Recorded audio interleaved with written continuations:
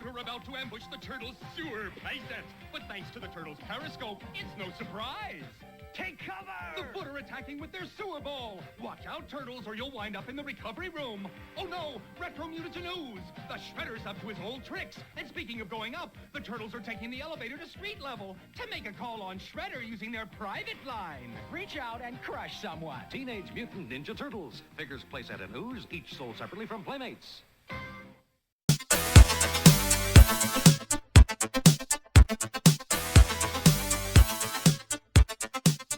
Hey everybody, welcome back to another episode of Nostalgia Funhouse, and Merry Christmas to all. And this is kicking off our December. Is this kicking off our December episodes? I am so lost in the sauce, Johnny. I don't know what to tell you. You're the one I depend on. So No. yeah, this is our second episode. Yes. I knew that the whole time. This is our second one. Yeah. We are not talking about toys that could kill you, harm you, give you radiation poisoning, Or give you a great time. Yes. If you're that vibrating Harry Potter broom. Yes. Good times are had by all. Anything that vibrates the mid-region, I'm all for. Oh, makes you looking like the Punisher. Yes. That's what that room can do to you. Guns out, buns out, you know. But today we are tearing what I consider the greatest thing of, I would say, 80s to 90s toys, even before to the playset. Yeah. And Johnny and I had a little thing about this with the playset is more than, I can't even describe it. It is the world changer around your house, I would feel. Yeah.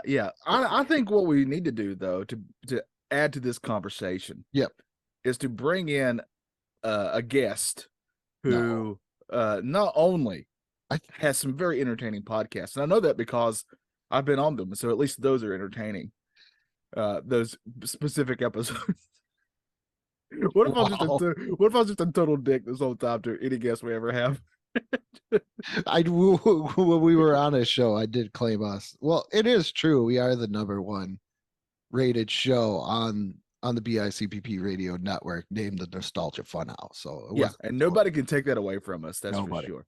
No. But we needed a guest who was also familiar with this topic, and just in our conversations with him, he's probably literally had, that person when you're a kid, that person who literally has all the cool, fun toys, and you're a little jealous of. Well, that's the guest we have today. We have Brian Finch. Yes. Hello there. I think Brian's just long podcast. I didn't have to do a Star Wars themed intro, did I? No, but I enjoyed it. Okay. Brian's just become the guy on the couch in this show at this point.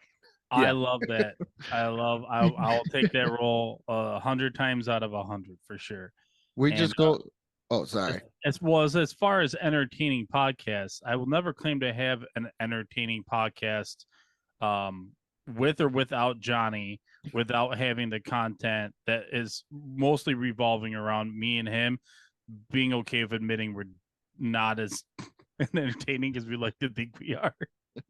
I don't know what you mean. That's honestly like how if I listen to these podcasts without knowing myself, would I like myself? I don't know if I would. And that's a great question. And today's gonna highlight maybe my worst attribute, which I come off like a complete spoiled brat, and I hate it. I'm sorry. I swear I was very kind to people, and I invited them over to play with my toys all the time. Even his Nimbus 2000. That's a great question. Real quick, Andrew, if you listen to yourself, would you like yourself? This sounds like a Harry Carey thing. If you were the moon, would you eat yourself? I remember the first time I ever did any podcast episode. I did very first episode of 2 Point. Did with Matt. Didn't even know who Matt was. And then I went back and listened to myself, and I was like, I hate you. And I've never, since then, if you have me on your podcast, I do not go back and listen to it. I do if I think I said something really funny. So I've literally listened to everything I've ever recorded. This is a sad truth. podcasting or just me, quote unquote, being entertaining is the one good quality I know I have. And that's why I stick to it. And I may come off very, very cocky, but I promise you, this is the only area in which I feel any sort of confidence. Yeah, I 100% think I've listened to just about every episode either one of you have been on. Like, I'm not saying every episode, but it's like enough of each podcast that like I've listened to hundreds of hours of you guys talking. You're stronger than I am. Yeah, that's all I gotta say. Hey, you've listened to me more than my wife has. I bet I've listened to you more than your wife has. Yeah, I'm pretty if we sure. were just measuring on hearing, Andrew, will be, if she heard you. Yeah. I don't even think, no, she doesn't even hear me. I have to like double check with her. They're like, Heather. And then she's like, what? Okay. I mean, we're all, does she listen to your podcast, Andrew? Just out of curiosity. No, she did one with me, and does she not know that I'm on them now? Yeah, she does. She still does it. No, I am a lot. I get it. Yeah, she is supportive of the podcast, but she's like, you're going to do that. Yeah, but what she should realize though is that you're doing it with Johnny Townsend, and that should mean something. I think your number one quality that she likes about you, Johnny, is that you can record midday. Weekdays. It's my availability. It's nothing else. No, it's all availability. Again, I have nothing else going for me except for podcasts. So whenever you guys want to do it, I am on board. This is how I get any attention, and I need, I yearn attention. All of it, yeah. I earn and yearn it for sure. But speaking of the playset, now. Greatest transition I've ever heard. Yeah. I used to do them better. But speaking of screeching tires. Which would happen on the Hot Wheels, and then you put the Hot Wheels in the Hot Wheel City. There's our playset. We've connected all the dots. There you go. So now, not being as cool as Brian and spoiled, the playset only came around maybe Christmas time. Because it was one of those trips where we all remember going into Toys R Us. If you had a local Chow World, or my mom was a big component of Hills, so going down the toy aisle at Hills. Sears, for some reason, had toys. Yes, in my area. Yeah. Well, in Western New York, where we came from, and Andrew and I, it's Hills is where the toys are. Yes. Oh, I listened to those. Every year at Christmas time, I listen to those commercials, and it just tugs on the old heartstrings when they got the makeshift little elf. And she's like, check out the real Ghostbuster toys, the extra. And she talks in rhymes, kind of like, and I never realized it just talks in rhymes and everything. It's just, so does Kazam. That's why Kazam's great. Yeah, I get it. But going through the toy aisle, you had your action figures, you had your vehicles, and then you had play sets. See, here's the thing, Brian. Andrew and I, because I don't think you were privy to this conversation. Yes. Andrew and I had a conversation. It was really short because I just ultimately was like, it doesn't really matter. Yeah. But in my brain, when you say play set, that's anything other than an action figure that your action figure can interact with in my brain. So like my original list, I did have the party van because the Turtles figures interacted with it in some way. There's something about play and set being put together that never says vehicle for me, because like the word vehicle, but like the word vehicle already exists like in our vocabulary, and so like we know what a vehicle is. So even when talking about a toy that's a vehicle, you know what a vehicle is. But when we shrunk down these movie images and made them into toys, we created a new thing, and I think that's why playset for me just feels right. Like you're talking about something that these things walk on and climb on and swing on and trap doors and all, you know what I mean, all that stuff. But I don't know. I do like the idea. I do like the idea of including certain vehicles, maybe. Like Well, bringing up the just Turtles one is a good one. I think Well, also technically, and I'm just kind of giving away a little spoiler here. Technodrome was one of the ones I put on there, and that's technically a playset and a vehicle if we want to get all technical about I it. think that's what it goes. You're right. It goes into that GI Joe category though. Like Yes. GI Joe had the flag. Yeah. I don't think the flag moved. That is like the holy grail of toys. That thing was as tall as Yao Ming. If you line it up end to end, it was a battleship. It could be definitely like a vehicle. The Defiant, which was the giant rocket ship, but it was so big that it kind of went into the playset price point over the vehicle price point. Like it was its own world within that rocket ship. Like there was a crank to get it all. That sounds horrible, to get it all up. Yeah. I always crank mine to get it up. I don't have to. I mean, I'm a single guy. It just happens naturally for me. But Johnny were birth without pants on.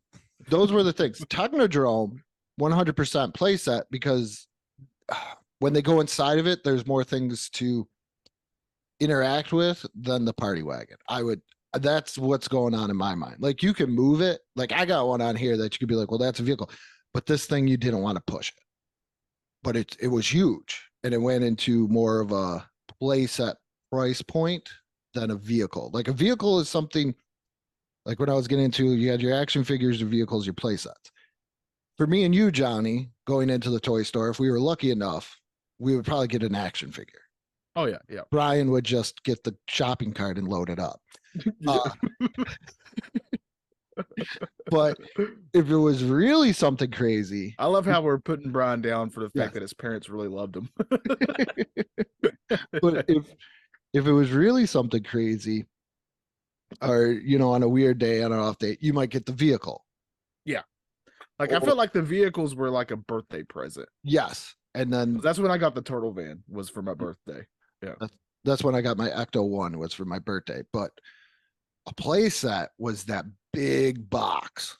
Yeah, Christmas time when you're like, what is that? I want to open that. We got to stop with this sexual. I was about to go. I want to get at that. A lot of innuendos. Yes. I just want my hands on that box. Yeah. Oh, gee, I was gonna say that sounds better, but it didn't.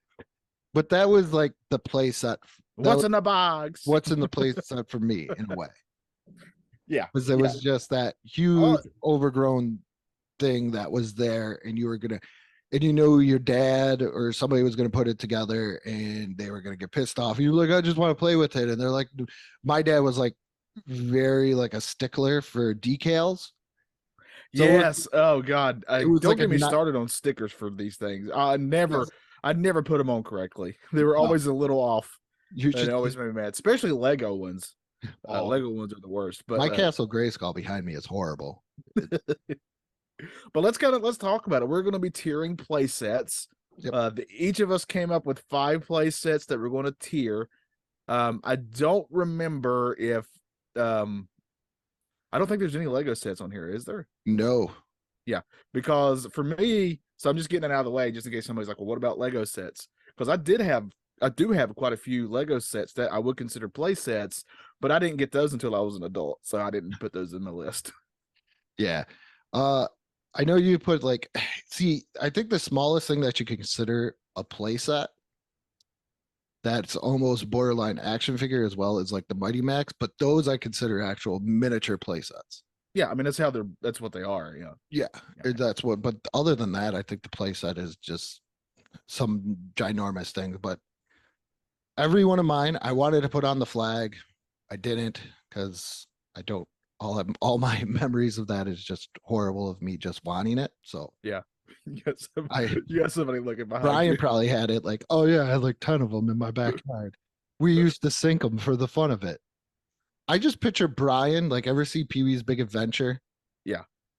What's his name? What's his name? Damn it. I'm very distracted by what's going on behind Andrew. What do you mean? What do you mean? Oh, my son. Which one is it, Jacoby? It's Jacoby. My son. It's Jacoby. Now I gotta look this up. He sees me recording, and he's the Johnny of the family. He needs the attention. Do you I think get it. he can see us and knows like he can be seen? That would almost be more reason to do it, right? Yeah. How big is your monitor, Andrew? Is it ginormous? No. Oh. My second monitor is like 24. This one I think is only about 13, 14. Somebody's bragging over there. You got 2 monitors? I got the other one for free. I have 2 monitors. Yeah, well, I assumed you did, Brian. I was asking a question. But Francis, technically, I could have 2 other monitors. The other one's being used as another TV up in the living room so I can watch multiple sports games at the same time because my wife is awesome. That is pretty sweet, I will say. Yeah. She was like, go ahead and put that up. I don't care. But anyways, we're talking about play sets, right? Yeah. So Brian reminds me of Francis. Like, no. even though we're making fun of him, like he's in the giant swimming pool bathtub, like playing with like just breaking stuff. As we make fun of Brian for I love that scene for so the much, way I that don't even care. I love the comparison. I'm him. I am Francis. I suck. But as long as I have a pool where I can be like Godzilla smashing toy battleships. There you go. I mean, we'd all be so lucky to have something that somebody else is jealous of, I think. Yeah. I can't think of a single reason for anyone to be jealous of me. Except for I do have great hair. That's probably about it. You're on I cannot you have way more artistic ability than I do. Well, that's slowly going away the older I get, so don't you worry. And you got Retro Blist. Well, that's half Trevor's though. And yeah, so that's most people watch that for Trevor or listen to that for Trevor, I think. So there's nothing that's just me, kind of think of it. Because I did do a podcast where it was just me, and that is one that I never listened to. I listened to that Johnny's Horror Movie Reviews. Yeah. I listened to that because they were great to listen to because they were like 13 minutes long. So yeah, but they were all just made up on the spot, and you can definitely tell it. But, but I'm ready to do this, guys. I'm very excited to Are you ready? What let's talk about our tiers. What tiers do we have? Oh yes, our tiers. So our very first tier is where can I buy that now? Yeah. So that's your number one Uno, like it's the ultimate play set. Yep. Your middle tier, because we're only going with 3 tiers today. Our middle tier is it's better than socks. Yeah. And the bottom tier is let's also say it's better than socks. This is as if you're a kid. Because we all agree as an adult getting socks isn't that bad. No. And the bottom one is probably the most adult answer that we could probably give to these is I don't get it. Yes. Which is literally any TikTok I ever watch. That's how I feel about things. The closer I get to 40, and it's just right around the corner for me, the more TikTok and social media makes less sense. I just made fun of like every YouTube video my oldest son watches. They're both on Unwatch where it's like eat a fried chicken sandwich for 24 hours, no problem. And I'm like, but were they able to do it? I don't know. I just exaggerated. That's all it is. See, but you already hooked me. I gotta know. Can these people eat that sandwich for 24 hours? I know we couldn't do that. We would die. Yeah. Yes. My body would yell at me if I even attempted that. It's just the dumbest things in the world. But let's get to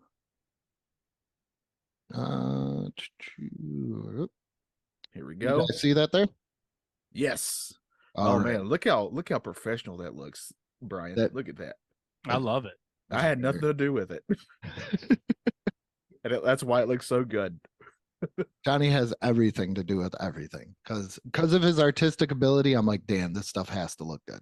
It looks fantastic. I love it. But Johnny is also one of those people I feel too. It's like I didn't have to do it, so it's gonna look wonderful. That's also true. Yes. If you know anything about me, is that my lazy factor is on a scale of 1 to 10, 45. So here we go. Very first one. just like I said, going through, Brian threw in 5, Johnny threw in 5, and I threw in 5. So we're just going to go right there. 15 different play sets. We all own these as kids. So here's our first one. I believe this was Brian's nomination, the Command Compound for Jurassic Park.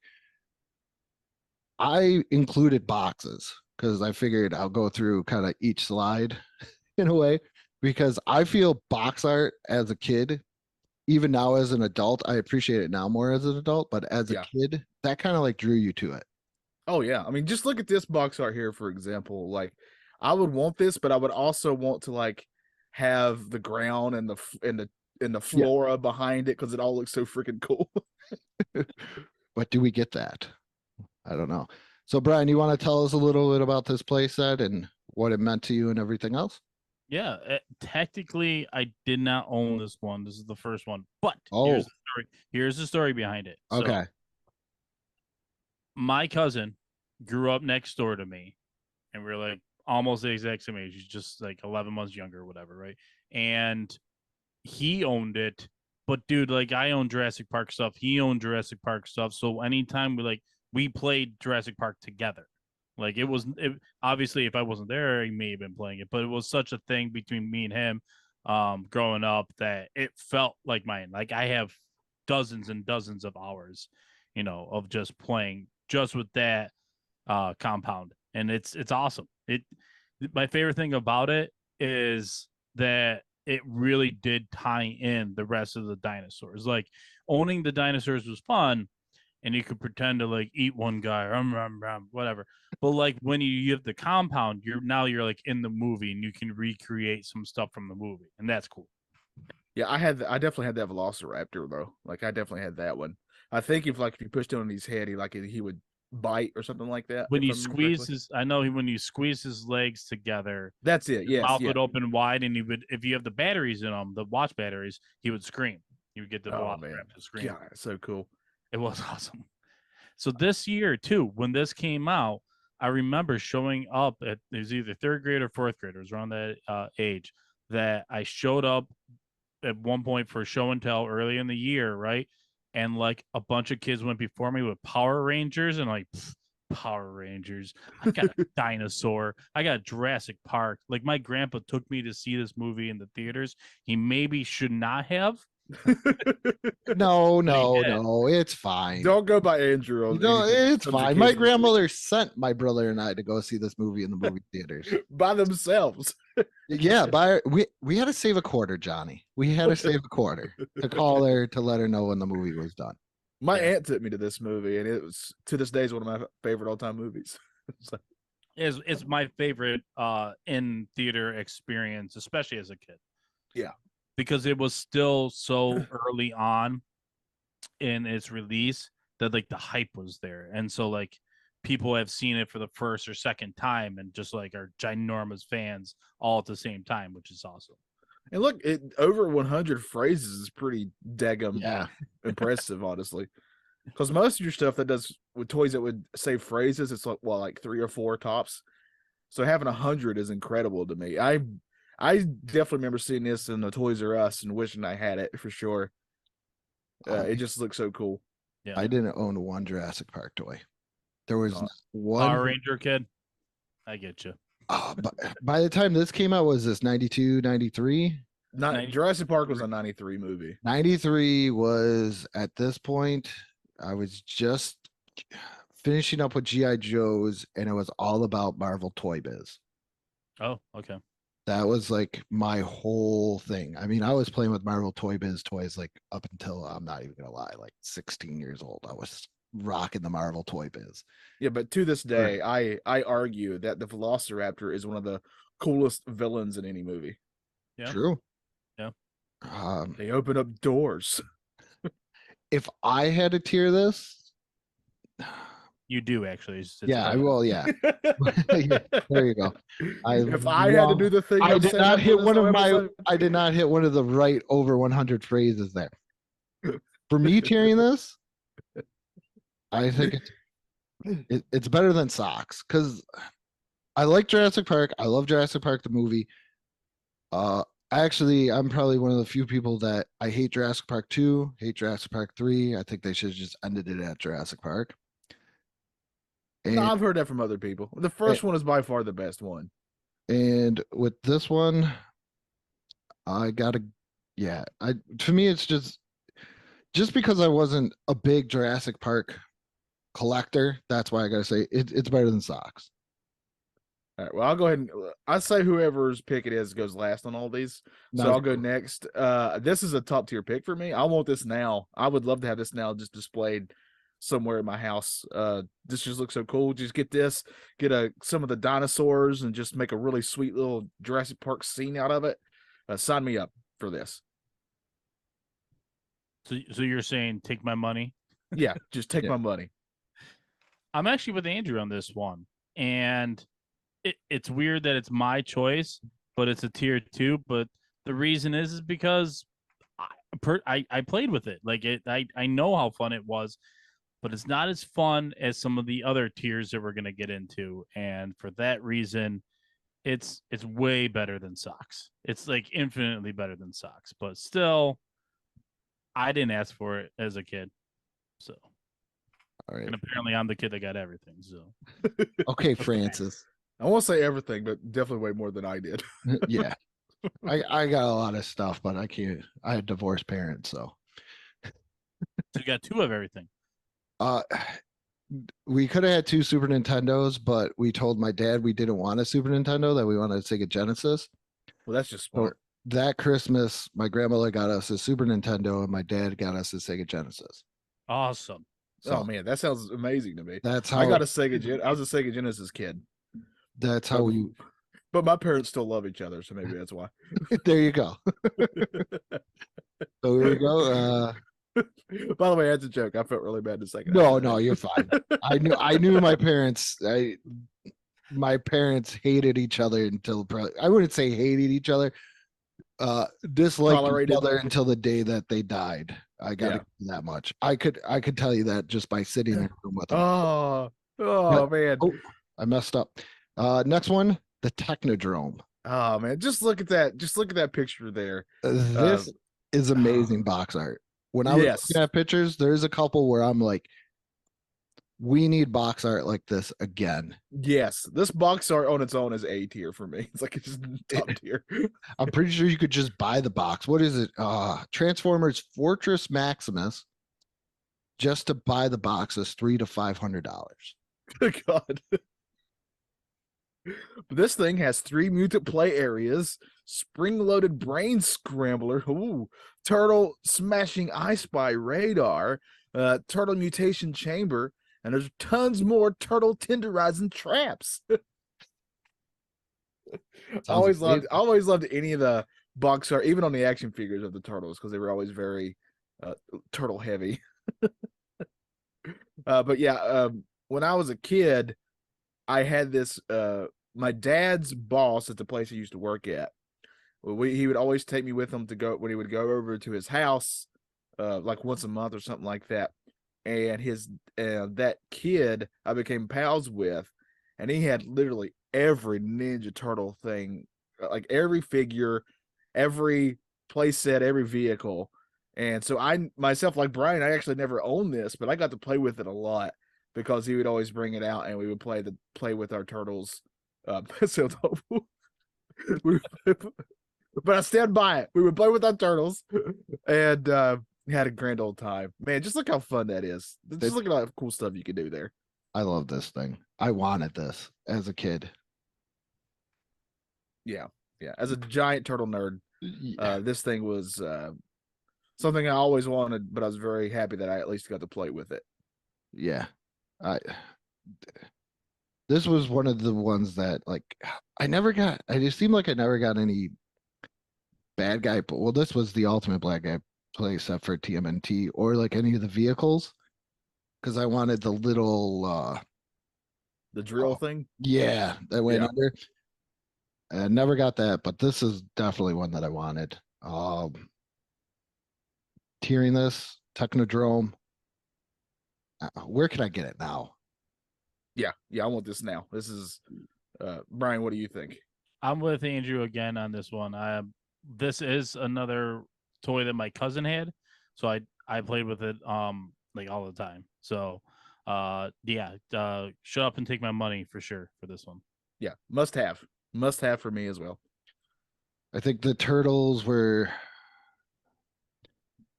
I just realized were like the last great toy line to come out in the 80s. Yeah, 80s, early 90s, around in there. Yeah. And oh man. I mean, that was the era of cartoons selling their action figures. So. It angers me because now we have people called influencers, and that is the whole reason why we got rid of cartoons selling action figures, because it was influencing kids. But now you can have a job called an influencer. Yeah. And so bring back Saturday morning cartoons, damn it. Yeah, but we're putting this on YouTube, right? Yeah. I know. But I just want Saturday morning cartoons to come back. Yeah. We also say that, but if you want us to be influencers, we're more than happy to be so. Yeah. Go buy this. I do have a video called "Is It Worth It" for a multi-cart Nintendo thing. But I think I just want the whole Saturday morning cartoon thing back. I think our generation would benefit from it. Before we move on to the next slide, which I can't wait for, did this come with any characters? Did you get any action figures with this? No, not that I'm aware of. I don't think so. Man, I always remember like getting more hyped about the play sets that you could see in the window, like who you're getting with them. Yeah, that was a lot of GI Joes. So if you're telling me I'm getting Krang with this, like now I'm in another tier. I'm in like a Hall of Fame toy tier because I'm getting Krang like with this too. We should do that, Johnny. We should have our own toy Hall of Fame. Oh man, we should. Oh, absolutely. Yeah. I like that. Yeah, we can make our own Hall of Fame. We can do what we want. Yeah. And if you make any money off of it, you owe me 0.0001%. All right. Well, so far out of the money we make now, you're getting a whole penny. So I hope you enjoy it. I don't even think he's getting that. I don't even think he's getting that. Well, it's the thought that counts, right? It's Christmas time. That's right. Yeah. I don't know if anybody has had this next one, but I have a funny story about it. All right, here we go. Okay. Oh, yeah. Kenner Powers, Hall of Justice. And we had this as kids, my brother and I. My brother got sick and he puked on it, and my mom put it in the bathtub to wash it off. And then I was really upset because when she washed it off, it got rid of all the decals. Oh man. So this is like a very soft spot in my heart. Yes, I get it. Yeah. For this one. This is Kenner. Kenner, as I'm realizing as an adult now that I know who's actually making these toys. Probably the greatest toy company of the late 70s into just about up to, I would say, throughout the whole entire 80s, late 70s, throughout the whole entire 80s, pretty much. Just great toy company. And this is funny too, because a lot of people are like, hey, this is DC. And I also came to the realization DC owned the 80s. Where Marvel is everything now, DC was the best. But this is the Superpowers Hall of Justice. And it did not come with this table. But you do have, and it didn't come with the Wonder Woman plane. But what you did have is you had the nice landing pad right there. Behind, as you see, Batman, Robin, and Green Arrow. Did not come with any figures, Brian. That is a jail. This red thing on top, that was an elevator, so you could get to the landing pad. You had computers and everything else. And this is definitely one of the first play sets I ever remember having. My dad lets you know when there's trouble. Yes, my dad was a huge comic book nerd, so anything comic book wise was like right there. We had that. I'm not gonna lie on that one. But it was just an awesome play set for everything that it was in. It was three different phases, everything else. It's Superpowers, one of the greatest toy lines ever in my mind. It was just a lot of fun to play with. It looks cool. Definitely looks old school as well. Yeah, I'm just basing that on a lot of how the figures look. That's old school DC stuff going on there. Yeah, Batman's in the blue and gray. Robin's shorts are like 70s and 80s basketball short. Yeah. Yeah. I think this is pretty cool, but this is probably going to go in the better than socks territory for me. It's one of those where like it'd be really cool to get, but I'm not going to be asking for it. Does that make any sense? That makes 100. That's kind of the same way I feel about the compound command center. So yeah, but it still looks. I mean, it looks cool. As a Batman nerd, this would be really cool to add to any collection, I would think. But yeah, What's the third tier? I don't get it. Do you This get it, Brian? This might be my first tier 3. And wow. Well, I was so adverse to DC and didn't read anything DC, and I knew that the gray and blue Batman was the older Batman, so I didn't like seeing him in those colors. And I didn't like anything to do with Robin. I remember that early as a kid too. Everything was You're one of those that voted for him to die. Which Robin though? There's been so many Robins though. Yeah, if you say Dick Grayson Robin, we're going to fight. We will fight to. Yeah, I'll fight. I'll fight you too. You're off. You'll never come on the show again. Yeah, Dick's the greatest Robin of them all. I'll go down dying on this hill that I don't need a Robin ever for Batman. What's the point? The point is he becomes Nightwing, and he's one of the best comic book characters there is. Right there. And I'm sure he aged Batman by an extra 10 years. Come on, look what our kids are doing to us, Andrew. You know it's true. Yeah, I know. Raising a teenager must have been hell for Batman. It is hell. I don't. Well, it's hell. I never wanted to hug something and punch something so much in my whole entire life until I started raising a teenage daughter. I would say, but I don't even want to use the 3 because it's a good playset. And if you like DC, this is a good playset. But there's a lot to do. It's you, man. It's you. Yeah. If you want to put it in that third one, you put it in. You put it. This came out probably. Oh my goodness, very. I would say early 80s to almost. I don't think the earliest this probably even came out was maybe 85. I just remember in the 80s DC being everything. Like there was Marvel, what is it? Marvel Secret Wars by Mattel. Garbage compared to Superpowers. Garbage. So I mean, if you don't get it, you're not hurting people's feelings. I don't get it. There you go. Yeah. I hurt Johnny's feelings with Doug, so. Yeah, and Mac and me. Oh, yeah. I think a lot of people have hurt your feelings on Mac and me.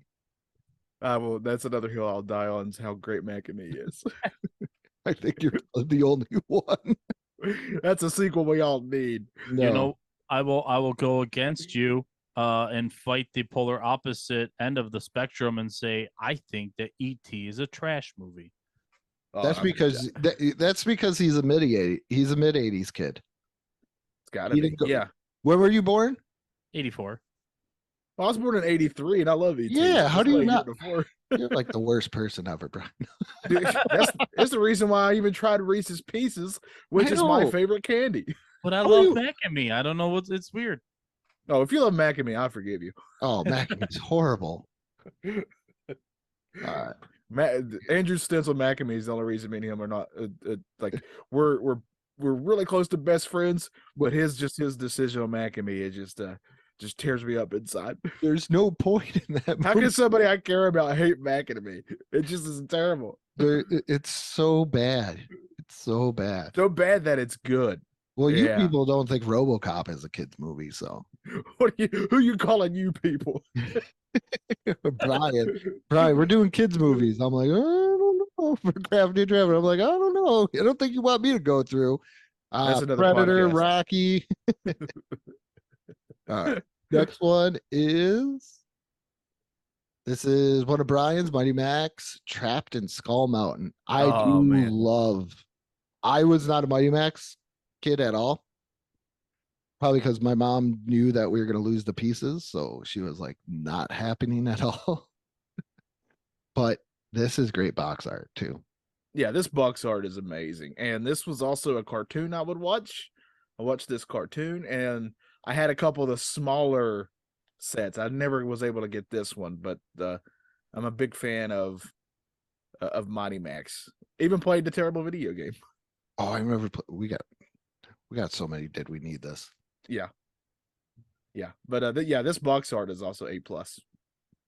Oh, Look it's how cool it gorgeous. is. It's gorgeous. And the cool thing about Mighty Max is you would get a little comic book strip with each time you got a new toy. Do you know who started that? That one bubblegum company? Bazooka Joe. Bazooka Joe? He-Man Nah, Bazooka Joe did it well before He-Man. with their mini comics. Yeah, let's open this thing up. I love this. This is like the best picture I could get to without getting a computer virus. Did it come with all those figures, Brian? Yeah, did it? Yeah. Oh, yeah. They're built. These are the things that are normally like built into the play set. Like there's places for them. Yeah. Like the crab. Like there's a reverse image print on the play set for that to snap into. Same with the dragon and all that stuff. Fun story about this is this is a Christmas present. I remember getting it at Christmas because I'll never forget this. 4 kids plus 2 adults, lots of wrapping paper, lots of mess. I opened this, freaked out because I was already like a big Mighty Max collector. Mhm. Got this, loved it, started playing with it almost immediately, right? Like probably while other presents are still being opened. The bad guy is this little wizard dude who you can see on this like silver like parapet or whatever you want to call it. Okay. I lost him, and my parents and my sibling, everybody, we're gonna finish unwrapping presents, and then we'll look for it or whatever. And we found it in the garbage. It was a real up and down adventure there of emotions of me. It was it a Mighty Max adventure? Yeah, kind of. Yeah, I mean, look how cool it looks.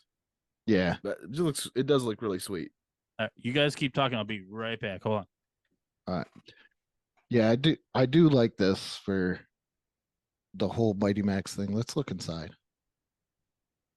Oh, I love that transition. I like the inside. Yeah. I like this dragon, this orange double-headed dragon thing. That dragon is really sweet. And you're also obviously they were really going for that He-Man vibe, right? With the Castle Grayskull, you can definitely tell that. Which is, if you're going to try to imitate something, obviously go for the best. He-Man, yes. Oh, look at that! Look at that! He's got it. Brian has it. Okay. That's cool. Why did you say something? I could have just had Brian take pictures. Oh yeah, I don't know. I thought the idea of looking at the box art would be cool because I don't know. We're looking in the inside right now. Yeah, it's all pretty much. I mean, none of the figures are in it right now. There's actually some cobwebs, which I find is hysterical right now. It kind of fits, really. Yeah.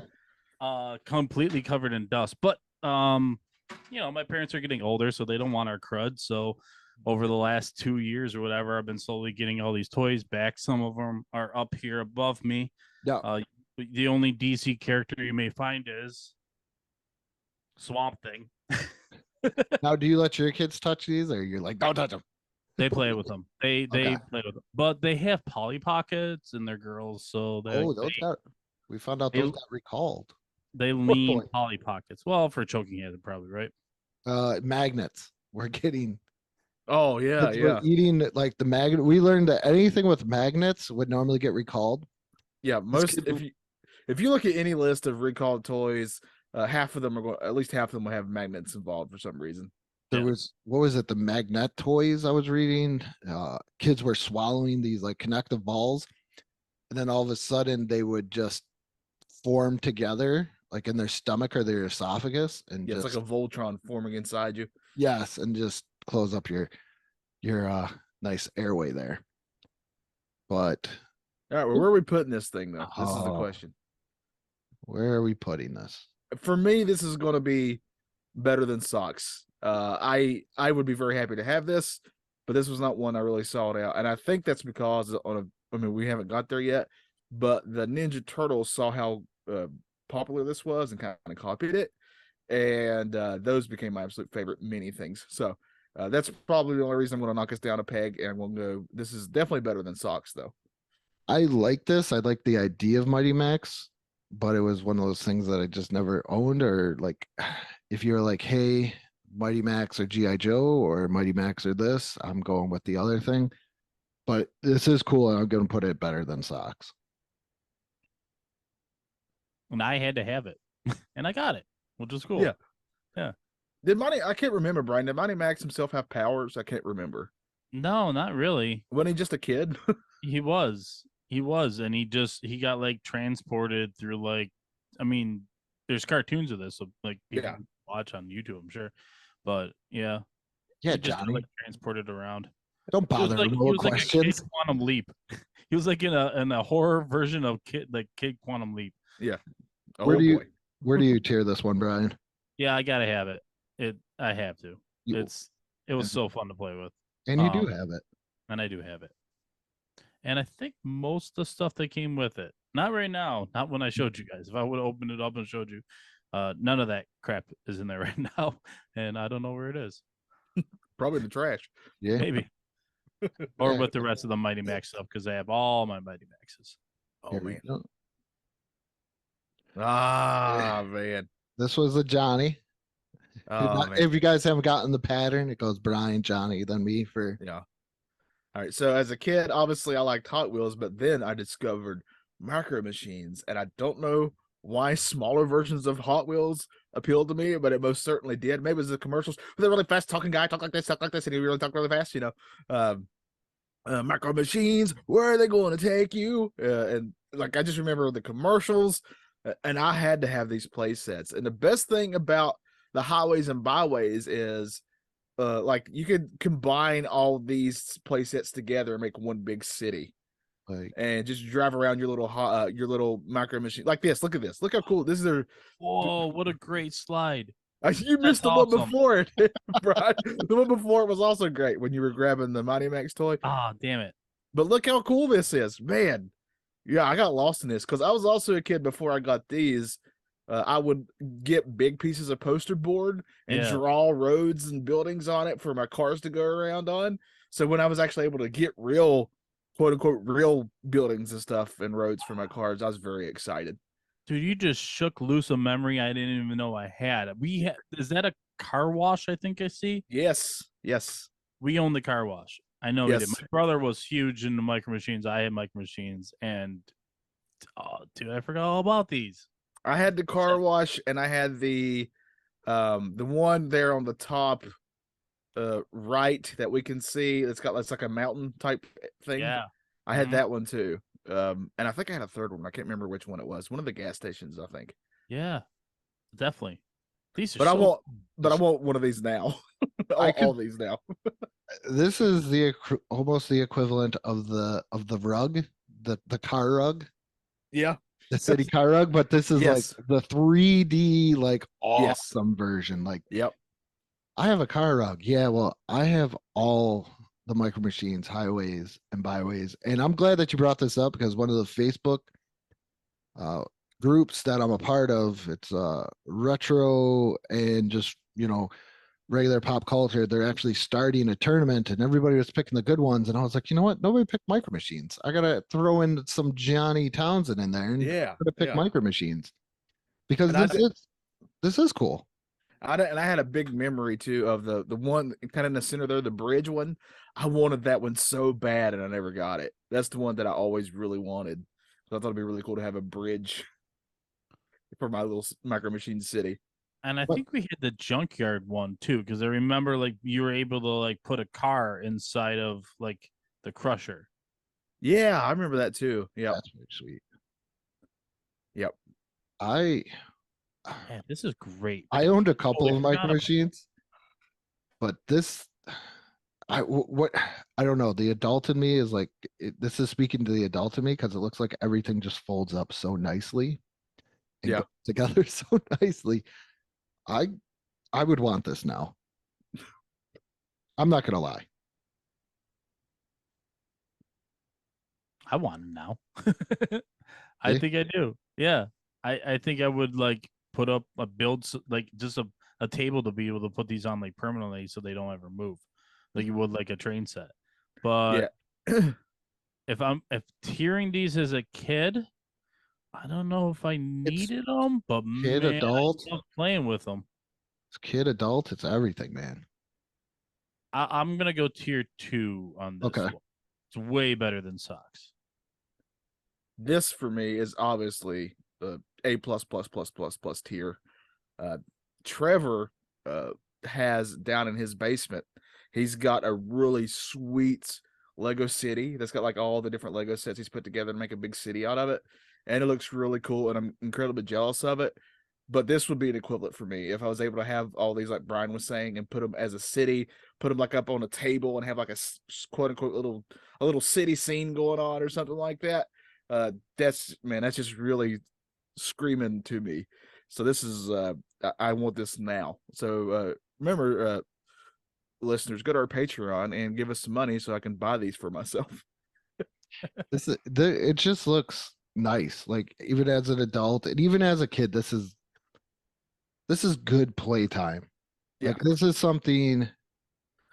Yeah, I'm acting like I wouldn't play with it now when I 100% would. Oh, why wouldn't you want to? You got to drive the little cars around, man. You got to take them to the car wash. You got to go across that bridge. You got to get gas. I know it makes so much sense now as like an adult because you're like, oh, now I can run errands and it's so easy. Johnny, do you have these still? No, I wish I did. I don't have any of my Micro Machine stuff anymore. I think I have a few Micro Machines roughly from the same spot that I just went and grabbed at Mighty Max. Oh man, I miss even the Micro Machines themselves. I don't have any of those anymore. I missed them terribly. They're back out. Yeah, didn't they? I thought I'd heard that they're trying to make a comeback. I think. Yeah, they. Who owns? I don't know. Probably. It was Galoob. Hasbro. Yeah, I think Hasbro owns them. Hasbro owns everything. Yeah, they're like the Disney. They are the toy. Okay, and next one. The G.I. Joe Mobile Command Center. 3 floors of absolute awesomeness. Comes with the figure. You could put a small figure inside of this. That's like your little repair shop. You got a jail cell. You could see Cobra Commander in there. Missiles. Everything you can imagine inside the G.I. Joe Mobile Command Center. But this is like what I told you before. You didn't want to push this thing because it was that tall once you folded up all the tiers. So, and it was very hard to fold them after a while too, to where you didn't want to break it. So it was more of a stationary command center after a while. Oh man. Sorry, I got distracted. I was looking up current Macro Machines releases. There's some sweet ones. There's a new one that's an Optimus Prime that turns into a Micro Machines playset. That's awesome. Sign me up. But yeah, this thing looks really cool. I never was huge into G.I. Joe. I had a couple of them. I remember always wanting Sergeant Slaughter, but was never able to get them. But that's because I'm also a wrestling nerd. But I did watch the cartoon quite a bit. Man, but I don't think I ever really got into the toys because at the same time, this was also when I was hitting my Ninja Turtle fandom stage, and that was all it was for me. But yeah, this is a really sweet looking set because you're right. Look at all that stuff you can do. Look and it comes with Slaughter. Sergeant Slaughter right there, man. Yeah. You got Sergeant Slaughter. It comes with a figure apparently bottom right there. So man, as a kid, why wouldn't you not want that? Because look at all the fun you can have. Oh, that's sweet looking inside. Yeah, that is really cool. I love this thing. It came with. I had this. This was sitting underneath. I didn't even ask for this. I didn't even really knew it existed. So, did it come with that dune buggy? That dune buggy is sweet. No, that's one of the original release vehicles that came out. Oh, okay. And so my mom, I would give a list to. And if there's no kids in the room, because I'm about to break some kayfabe here. Don't you do it. Just don't do it. So my mom would give my list to Santa. There you go. Yeah. And I would get the list that I gave to my mom to give to Santa. Santa went off that list. But for some reason, the list that I would give to my dad, Santa would never go off of that list. Yeah. So this was like, so every Christmas from going to my dad's house was a little bit more of a surprise because of Santa. So Santa visited both his houses and gave toys for you at both places? Yes. That is pretty amazing. You must have been a really good boy. I want to go that far. Well, Santa's a very forgiving Jedi. but, but this was, I thought this was like one of the coolest things ever, just because of all this stuff that you could do. Very interactive, from like looking like you're going to fix vehicles and everything else. You know, there's a little medical bay on the second thing. Third one, the health. You can play MASH with this. Yeah. See, there you go. You can play MASH. But I love I'll be radar. I love this command center. Hang on. Got to be one of my greatest G.I. Joe things I've ever owned. It is really cool. It is very cool. I think if I was more into G.I. Joe, like with the toys, because I like the cartoon quite a bit, but if I was more into the toys, this would have been the Messiah for me, you know, like a grade A toy that I could possibly get. And this would be one heck of a surprise, especially if you didn't know it existed, but you still love G.I. Joe. This is a great, Santa did really good here. Yeah, Santa did do good. Mm-hmm. Man, how much work was this for the elves? Oh man, yeah. I hope they got paid overtime. I would have wanted this 100% if I knew it existed. I think these look like, so like I remember getting G.I. Joes, but like when Snake Eyes was around, and he didn't come around until what? At least late 80s, early 90s. First release, man. Yeah, Snake Eyes was one of the original ones, right? Yeah, he's one of the original, 6 or 8? Yeah, something like that. Really? I still feel like we got them like they changed him. Yeah, through the years. Yeah, like he became more of like a ninja type character. What? Because there's that. If you watch the Toys That Made Us, they talk about Snake Eyes as they were running out of money, and they said, "Okay, well, one character can't have any deco," and they're like, "Nobody's gonna want this all black, GI Joe, like no color to it or anything else. He's wearing a mask and everything," and they're like, "Oh, well, let's just see how it goes," and it ended up becoming the most popular GI Joe. I just remember we had he was my favorite. A red ninja GI Joe. I don't remember his name. And then what is it? She came later on after the movie. Okay, so I'm that generation. That's where I got my GI Joes from. So I don't think these generation of GI Joes were the ones that I would have grown up with. It was just. I don't think my brother collected them, but man, if I was aware of this and a little bit older, this is definitely take my money worthy right here. This is an amazing playset. This is awesome. This is probably the funny thing. This is probably the third best out of GI Joe, because if you guys ever seen the Defiant or the Flag, the Flag's the giant one, right? It's really huge. Yeah, I've seen that one. Defiant's like a huge rocket ship. Yeah. I think I remember the Flag would almost take up like a whole bedroom. It was so big.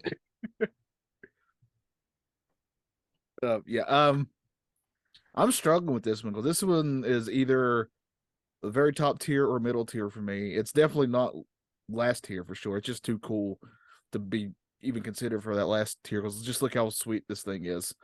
But I'm going to go better than Socks, and that's just purely because G.I. Joe was mid-tier for me personally. Like the cartoon, but I wasn't heavy. When I actually had the few G.I. Joes I actually pretended they were wrestlers. Because they were really poseable. Those little characters were really poseable, and you could do wrestling moves with them. Yeah, this is the creator of the action figures, though, Johnny. This is top tier all the way. No, I understand. Yeah. I'm not saying that it's not historical. It's not his. It's kind of like you with the Hall of Justice. Yeah, just not my bag. It's cool. Not my bag. We like it. Yeah, I recognize how awesome it is for sure. Yeah. All right. And here is our next one. Oh, look at that thing. Oh, I remember the box.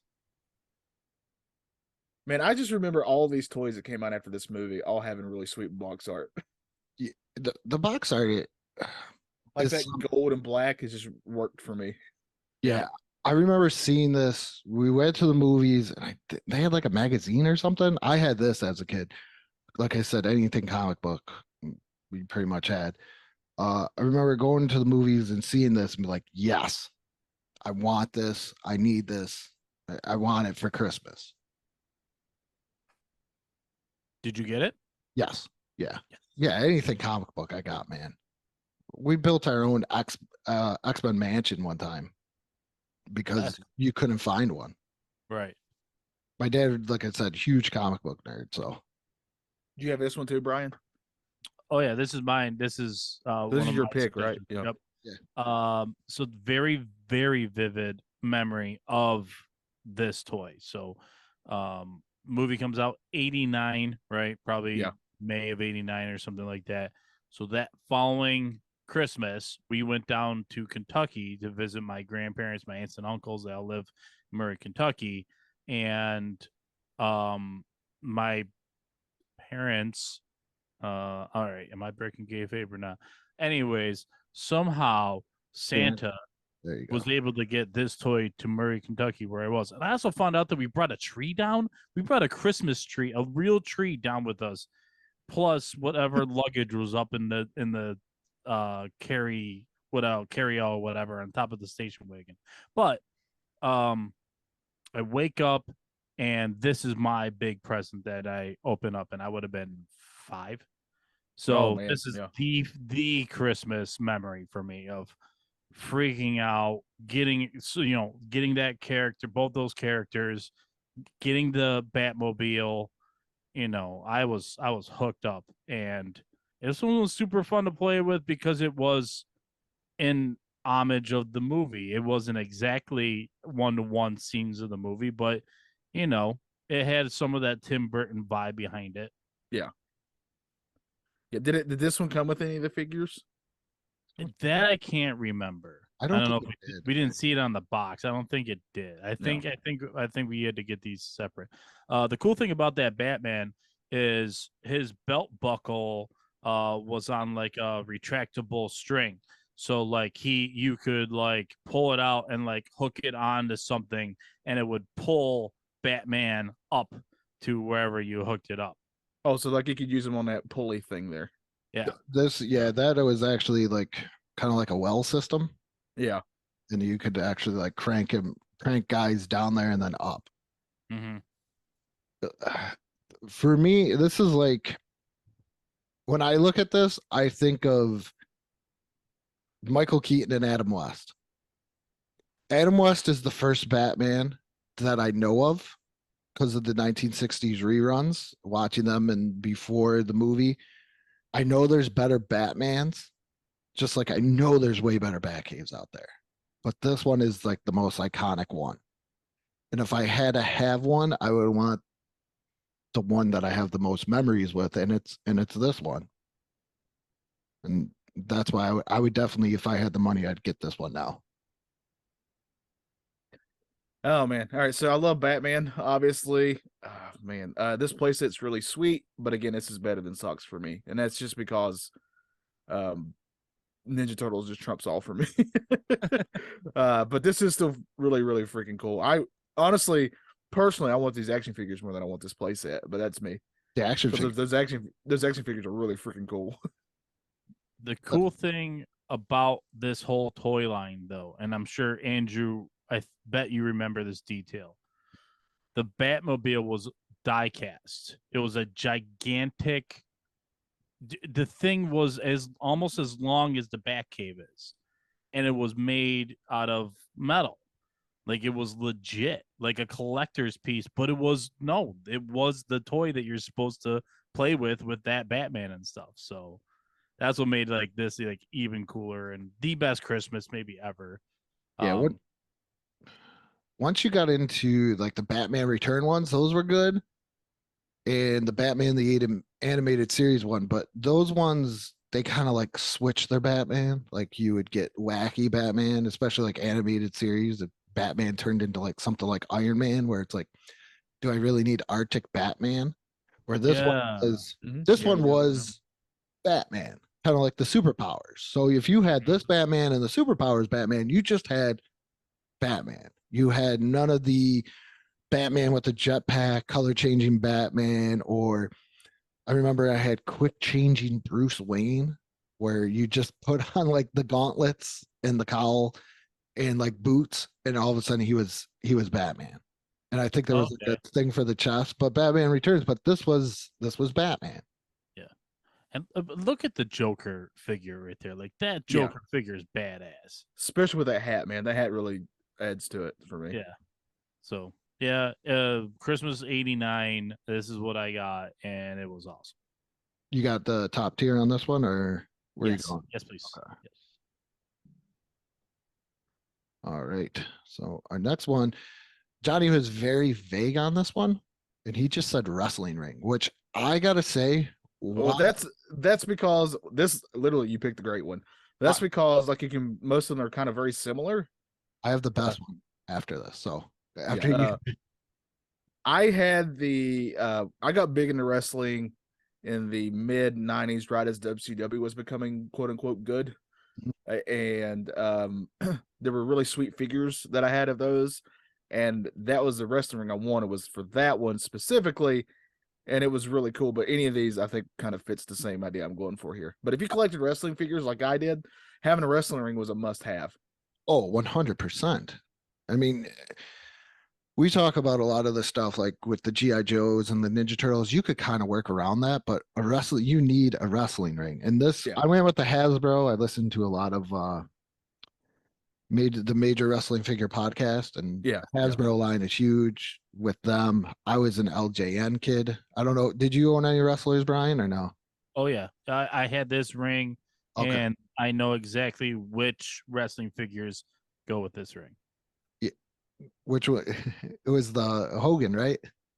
Well, it's just the line of the 4-inch hard plastic ones with all sorts of like special moves that they could do. I love that there's just an American flag just going up from the turnbuckle like, there. That's all I have left of this ring, Johnny. I don't have the ring anymore. I think it's been long gone, but I still have that flag. You know what it showed up in a random bin. I'm like, that just snapped onto the ring I used to own. That's cool. That flag, you'd be surprised at how much people want for just that flag. Really? Oh, he's not wrong. Especially these older toys, because those are one of the parts that any part that people lose a lot, that's easy to lose. Yeah. If you still have some of those, they're usually worth a little bit just because of that. Yeah. Like anything with like shirts or anything on there, if you can find it with that, it's worth. People pay top dollar. Like there's a Remco, Shawn Michaels, and Marty Jannetty when they were with AWA, and I guess they had sunglasses. And if you can find just the sunglasses or with them with the sunglasses, they're worth like the sunglasses. People pay up to $100 even more. Wow. Or people are 3D printing them, reproing them, and everything else. This is the best picture I could find. This is the one I had. This is the one I had. A floating bash at the beach? Yeah, but I never put it in the pool. But it had all this stuff. Oh man, I had these. I had every one of these figures too. This is bringing back so many memories. Oh my god! Oh, this is so fun. I had to include what I thought was probably one of the most iconic rings for WWF, WWE, whatever you want to say, and the one from WCW. Yeah. And I would have known that this existed if Matt Cardona didn't buy this, unbox it, put it together, and then float it in his pool. I saw that episode. Yeah. Yes. And that's the only reason. I mean, this picture's not that great, but just to all right, so look at all these figures, and can you guess which one? Because my favorite figure is on here. Can you tell me which one's my favorite figure that I had as a kid? The Hitman. He's up there, but he's not my favorite. Sting? Are you a Sting guy? No, I'm a Billy Kidman guy. Oh, are you? Now who's on the slide? Yep. I was a big fan of him. He's the first time I ever saw a shooting star from the Turnbuckle. That move was so cool to me. And I was like, this Billy Kidman guy is awesome. And you could never powerbomb him either. He got out of every powerbomb. But I also love that in this same, this is a little thing for Andrew and I, that in this same picture, you got Goldberg and Bret Hart. Oh,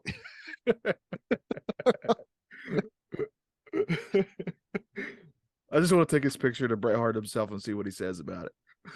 oh gee.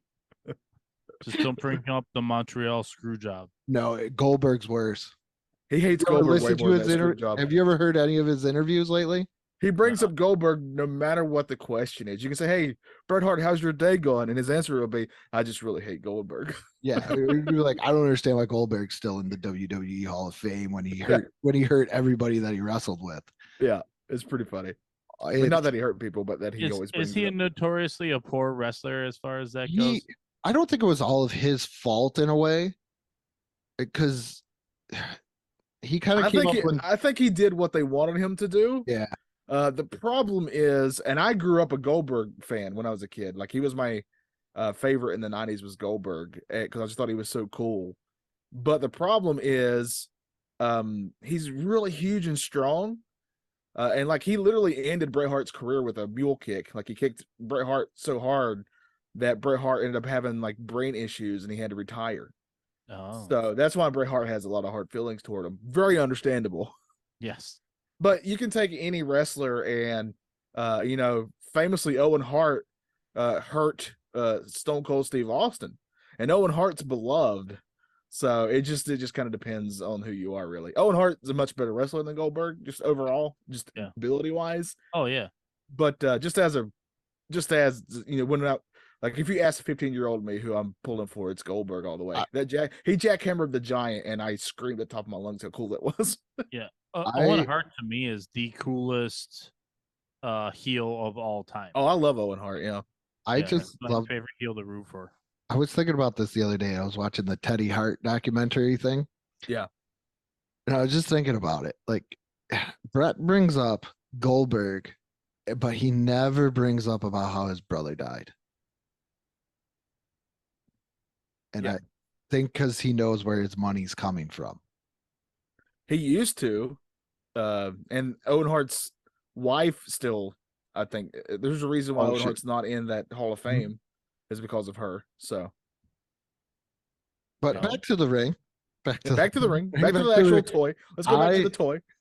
I think, for me, this is definitely top tier because you need a ring. No matter what, you need a ring.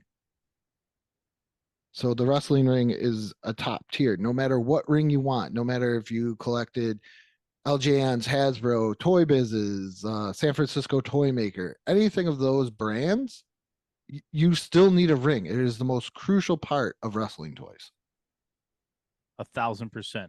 Just not WCW. Just like I hated on DC, I hated on WCW. Didn't own a single figure from them. I don't really know what my hatred stemmed from, but it existed and it's real. But I did own a ring, and it was the previous one that was on the screen, and it was dope. And yes, Andrew's right.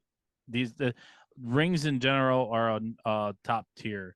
I think I had a briefcase style, like open close, maybe like ring that you could like put the figures inside when you're going someplace, and then you could open it back up. Yeah, I'm not positive of that. Oh, we got to tier those too. The toy carrying case. Do you remember those, Johnny? Oh yes. Oh, sure. My brother had a Darth Vader and a gun. I had a Ninja Turtle one for sure. Oh, the toy carrying case. I am shocked. But yeah, WCW ruled when I was a kid. So especially side note, look up Sid Vicious. He's the one shooting the little squirt gun. And he happens to be shooting Goldberg, but look up Sid Vicious Goldberg, and there's some of the best quote unquote acting you'll ever see. It's hilarious. But this is obviously A++ tier for me as well. Yeah, I need this now again. I don't think I still have. Do I still have this wrestling ring?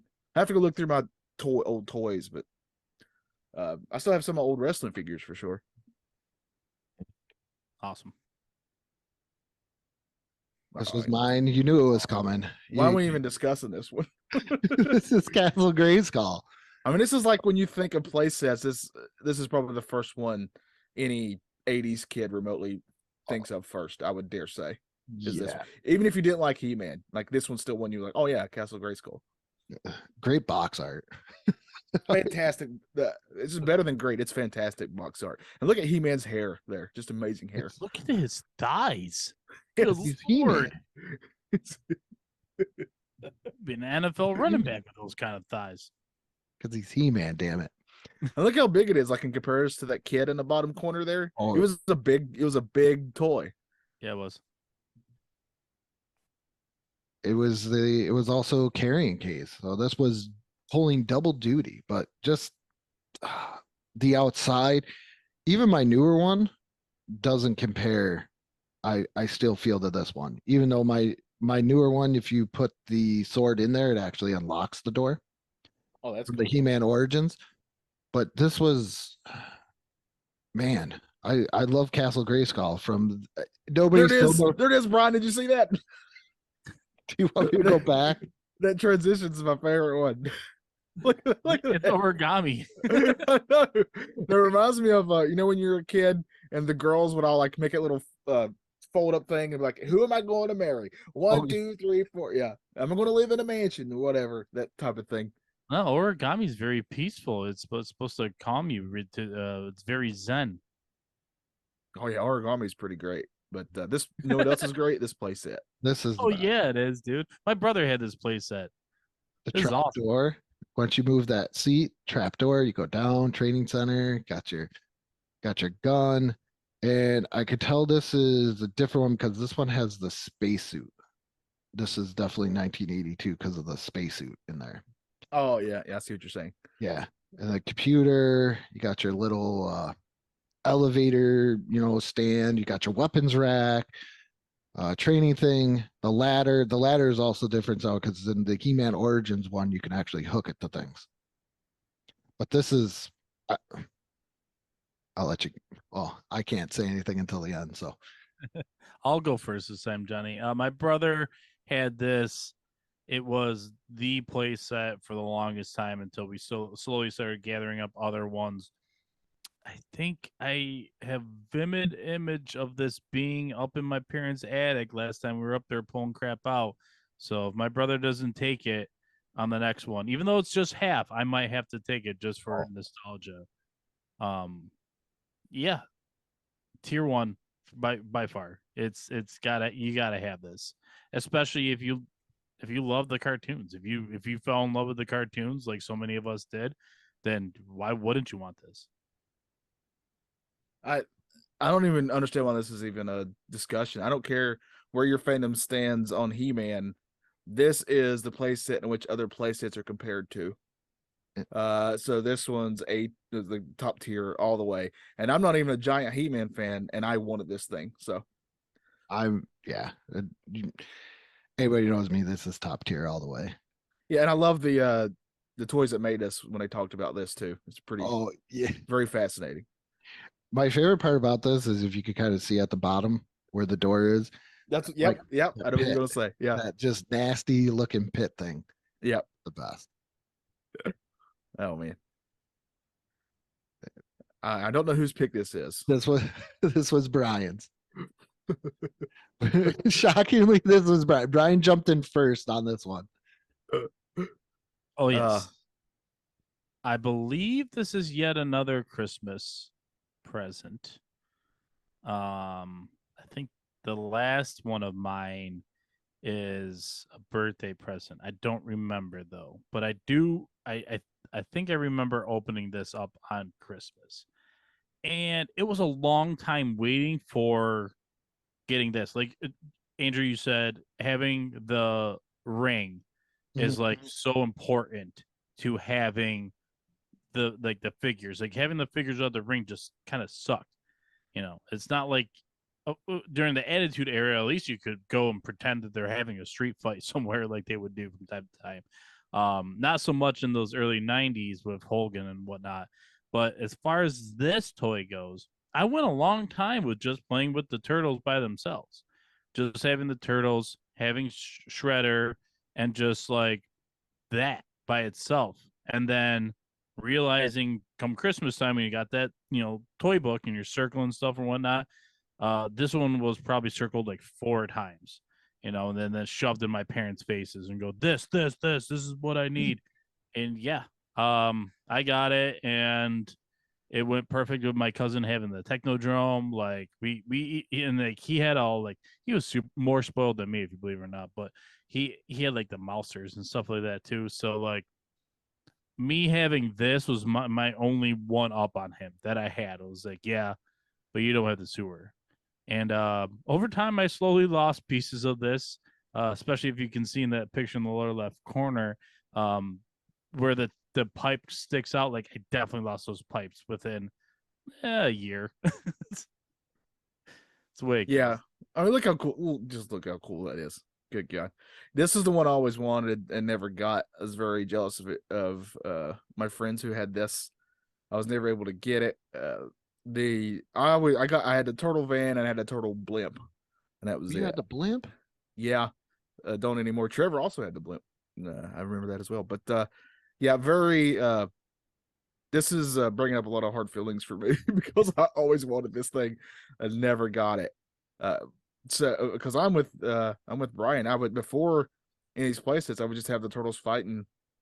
I still to this day remember the argument I had with my mom over why I needed more than one foot soldier. Yeah. That's Like, you gotta have more than one because they gotta fight. They don't fight just one foot soldier, Mom. like many. Yeah. But man, yeah, this thing is, oh man, this is bringing up a lot of sad memories for me. Santa was having money troubles one year, and my mom helped them out by working 2 extra jobs on top of her other one, and I must have helped them enough because I had a whole Ninja Turtle Christmas where I got like pretty much every Ninja Turtle figure out at that point, and I got this. And my favorite part about this was actually the pipes. I have no idea why, but the pipes are my favorite. Because that makes it even more like a sewer. Yeah. I love the way that you could just move them anywhere and do that. And then I like the periscope too, and that little red spike or yellow spike ball, you throw it down the tube and everything else. But this is top tier. If I saw this sitting somewhere and if I had the money, I'd buy this in a heartbeat. Do I even need to say that this is top tier for me? Johnny, I don't even think I even need to say it. So yeah. And obviously top tier for me as well. And it's the playset. When you asked me about my playsets that I had, this is the playset I probably thought of. It was so great. Before we move on to the next one, I was very curious with your Castle Grayskull. Yeah. And how much that retailed as when it came out. $24.99. Oh, yeah. Actually, the origin one is very affordable. I got it for, my wife thinks $50. I got it for $75 at Walmart, and I think they only come in a case of 2, and I picked it up, and it comes with a limited edition sorceress figure, all in white. That's awesome. And I was like, oh, maybe I should buy both, so on. And then the good conscience inside of me said, you know what? There's some other guy out there that's like me, and he's gonna see this, and he doesn't want to play, eBay scalper prices. So yeah, like we're just gonna let it go because I think that's just insane. And here is, don't get me started on scalpers. Here's our next one. Yeah. Ewok Village. You also could have picked this was also used in the Robin Hood movie as well. So I'm glad you picked the Ewok Village. No, it wasn't. No, it wasn't. It's the same. It's basically the same thing. They just reworked it. Yeah. Kenner took a lot of the Ewok vehicles and stuff and just made it into Robin Hood Prince of Thieves. Like, I think they even said that on the Toys That Made Us, didn't they? Yeah. Yeah. So if you listen to Brian and I's Star Wars podcast, the airing of grievances, you'll know that Return of the Jedi is my personal favorite Star Wars movie. And I always loved this Ewok Village, how fun it is. I mean, it's just so cool. I mean, look at it. It's just what I really wanted though is I really wanted to have multiple ones so I could make like a giant village, but I never got that. I was never that lucky. But just look how sweet it is. I mean, good gosh, it's just so dang cool. This is probably my brother was more of the Star Wars collector, considering he was born 3 years before me. But I think this is the one thing me and Johnny became friends over, other than other things, where Return of the Jedi is my favorite one too. All the Star Wars movies. And this is a cool playset. And if you ever, I don't know if they still do it. This was years ago, but we went to MGM Studios, and before the Star Tours ride, they have a replica Ewok Village. And if you go back through the Star Tours line at night, they light up all like the little windows inside the Ewok Village and make it sound like they're like partying in there. You don't actually see any Ewoks, but I met Chewbacca. It was a guy in a costume at MGM Studios. But just be well, that wouldn't happen now because Chewbacca's at Disneyland and Disney World now. Yeah. But yeah, that's still cool though. But this Kenner's so amazing. I cannot say enough about Kenner. I mean, they're the reason that action figures started being this size. Yeah. This is top tier because it's Return of the Jedi, it's Ewoks, it's amazing. What'd you think, Brad? I don't know this one. I had a different image in my head when you said Ewok Village. My sister had I remember she had I thought it was an Ewok Village that you could close it and you press a button and then the treetop popped open for you to play with. It reminded me of the Christmas special. That yeah, that kind of a tree house that they lived in. I think there might have been two. Okay. Because there was the Ewok cartoon. Yes. And I think that's what that's from that I was remembering. This is cool, man. I don't remember this toy. My not the same cousin, a much older cousin, he was the one that had all the original run of Star Wars toys. I don't think he had this though. He had a lot of cool stuff, but not this. I don't know. I guess I'll put it tier 2. It's way better than Socks, especially because you mentioned Return of the Jedi being my favorite as a kid. I would have loved pretending to try to roast Han Solo over a fire, but it's cool. They capitalized big time on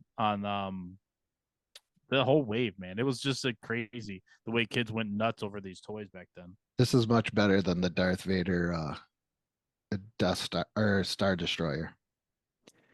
If you ever see that, Retro Blasting does a great job of just tearing that poor place set apart. And all this is ultimate A tier for me as well. Yeah. All right, here we go. The Daily Bugle playset. I am not a Spider-Man guy, but I love the Spider-Man cartoon, and I had all this stuff. And this was a Christmas present one year. Once again, like I said, my dad was huge into comic books, so anything comic books we got. I actually have a picture of this. He got bored, I guess, during the week, and decided to set up our figures, take pictures. I don't know where it is. I would have to dig for it, but it is really cool how he did set them up. I wish I could have found it before this, but this is the Daily Bugle playset. Probably one of the last playsets to come with the elusive slime in there. As you can see right in the bottom right-hand corner, you put that in the little water towel or tower, comes down. Great, kind of artwork too with the whole, Eddie Brock thing, this a Doc Ock type thing, and he could swing from that little red line. Spider-Man would go back and forth. It was just an awesome playset. For some reason, obviously, I remember it being bigger, but it wasn't. But this is one of my favorite playsets growing up. Yeah, this thing's just freaking cool. I am a Spider-Man fan, so if I could have had a Spider-Man fighting Doc Ock on this thing, I would have been in heaven. So this is pretty sweet to me. My favorite Lego set of recent is a Daily Bugle. That's because it's really sweet. But yeah, this is just freaking cool because I too love that 90s Spider-Man cartoon. Mm-hmm. Yeah, that run, was it in 93, 94? Somewhere around in there, yeah. It was a single season, which I always thought there was multiple seasons. It was just really long. But once it came on Disney Plus, I had to watch it. Yeah, I did too. Yeah. And I was like, I remember this being more than just one season. But then again, it probably went into syndication and I just watched the crap out of it. I don't remember this toy, though, and it's kind of bothering me. I do want to say that there must have been some sort of like dead period where, as spoiled as I may be, my parents were like, how many play sets do you really need? Like, do you really, like, I may have circled this and said, and they said, no. And I remember my cousin having some of the Spider-Man toy line, but I don't think he had this. It's pretty cool. I would definitely, if I was a kid and I had access to, this toy and thought I could get it, I'd want it. It's way better than socks. Oh yeah. I'm going to put it better than socks as well. The only thing that's really kind of disappointing me is, I do like the fact that you can actually have slime. That's pretty cool. But like if you look at the art at the bottom there, like just give me a bus stop bench there. Like you don't need to paint it on there. Just give me an actual bus stop bench. Gotta save money somehow, Johnny. And a plant. Yeah. Like that doesn't seem like it. Look how much you've already done. Like, why is that such a big deal to not add those little plastic pieces? But that's just me. So I'm going to put this in. This is definitely much better than socks. Yeah, this is top tier for me. Even though it's not a huge Spider-Man fan, because we never got a proper, like mansion for the X-Men or anything. And this was the closest proper Marvel play set that I can remember. So the top tier all the way. Here's our next one. The real Ghostbusters Firehouse headquarters. Again, why are we even talking about this? Everybody's going to say this is A+ tier, right? Ectoplasm. No slime in this one. Ectoplasm. And I love the fact that you put it on the top. And this was so cool because, once again, the box art, you see the kid playing with it. It's like, oh, okay, yeah, that's cool. But I love the pole going down and everything else. Containment unit, which are Brian. This is Brian's, and here I am. What? I'm going on and on and on about it, like it was my nominee. Oh well, yeah, because you know how awesome it is. Because you got to take these characters here. Imagine I'm holding Winston as well. He's at my parents' house somewhere. I just have not found him.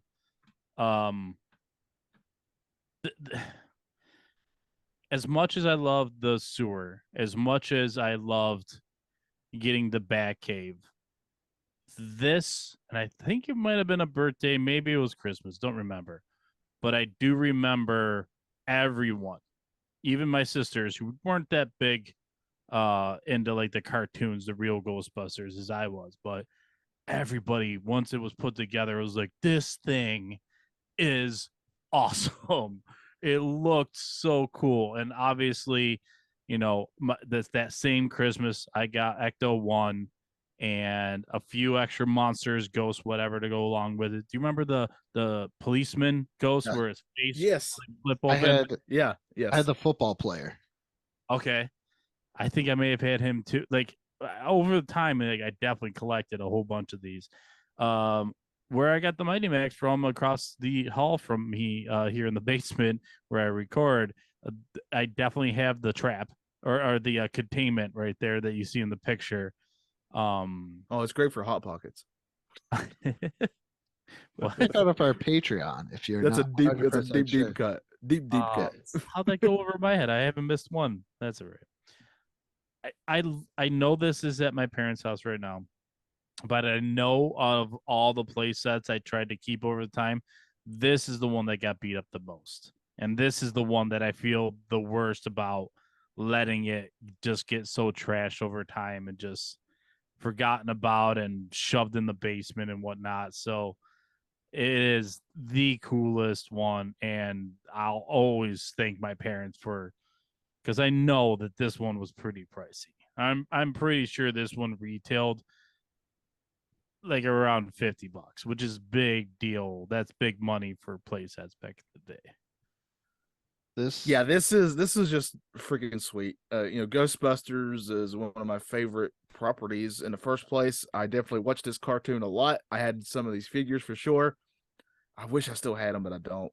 I think that I still remember one of my cousins had the Ecto one, and they for whatever reason didn't want it anymore, so it was like a hand me down to me, and that was a great day for me. That's No. awesome. Yeah, it's because it was so cool, but sadly I don't have that anymore either. But man, this playset is just really, really sweet. This is top tier for me.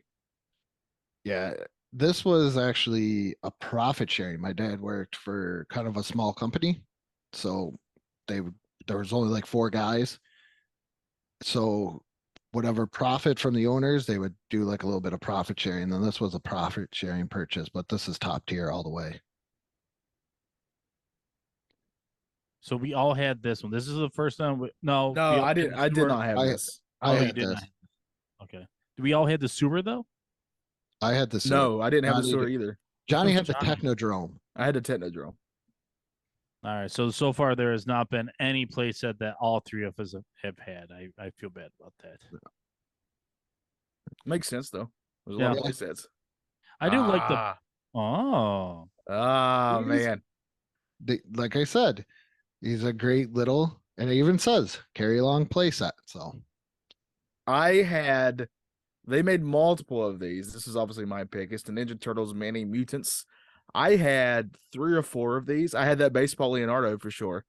I had a Raphael one, and I can't remember what the other one was off the top of my head, but I had quite a few of these, and I played with these things all the time. no, These are bringing back so many memories. Man, I wish I still had these things. God, they're so cool. yeah, I don't know if I had these. I never even had. I remember seeing them, but I never had them. Wait, that's one playset? That's Yeah. the turtle. Yes, the turtle van that turns into that. I didn't have that one. Sadly. Oh, that's cooler than my Mighty Max castle. That thing's awesome. Yeah, that was really sweet. That's the holy grail for me, and I never got it. Yeah, this one I was looking through and I saw this and I was like, I'm gonna put this in here just because I liked how it looked. Yeah, it's really cool. It was so great. I'm not gonna lie, because it was just going through and looking at everything. These do look cool. I'm gonna put them in because I wasn't like huge. But this one, okay, yeah, I'm gonna put it as top tier because I'm not like maybe, but this one's real cool because it's also the party wagon. If I got this one, this is top tier because it's also the party wagon and the sewer. You're combining the best of both worlds.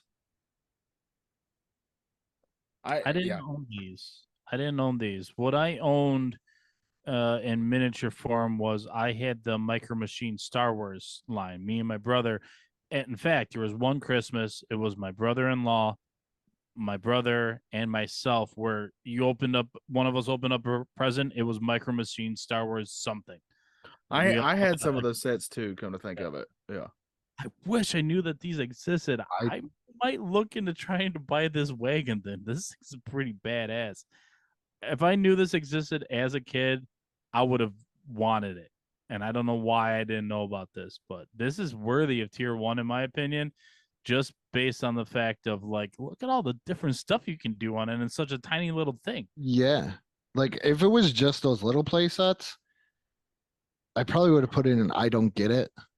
Right. Even though it's Ninja Turtles and I do love Ninja Turtles too, not as much as Johnny, but I do love Ninja Turtles. But looking at this one, this is definitely makes this whole entire like line that they had top tier.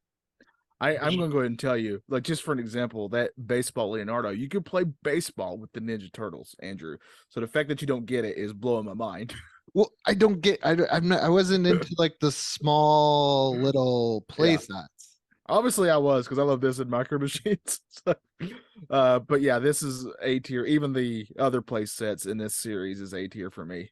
So I adore these things. This brings back so many amazing memories of. I would actually, when I have to go to like a relative's house and I knew I'd be bored, like you could take these with you because they're so small and you have a whole little playset there that you can carry in your pocket. And I can play Ninja Turtles over at like my aunt's house or something. So yeah, this brings back so many great memories. This is probably my absolute favorite toys that I ever had was these. That's awesome.